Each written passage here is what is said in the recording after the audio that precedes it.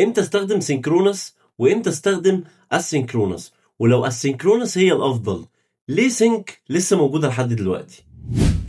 سلس يومك مع ايليرن كود اكاديمي، واعمل سيف للفيديو ده واعمل شير وفولو، وتعالى اقول لك ايه الفرق. السينك مش اسرع، السينك اذكى في اداره الثريدز، لكن سينك ابسط واوضح واقل بجز في حالات كتير. طيب امتى استخدم سينكرونس؟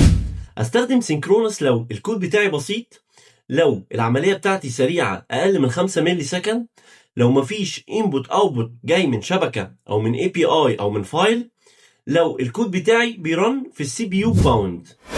واستخدم السينكرونس لما يكون في اي بي اي كول، داتابيس كويريز، او بجيب داتا من فايل انبوت واوتبوت، وعاده بيستخدم في الويب والموبايل والسيرفر ابس.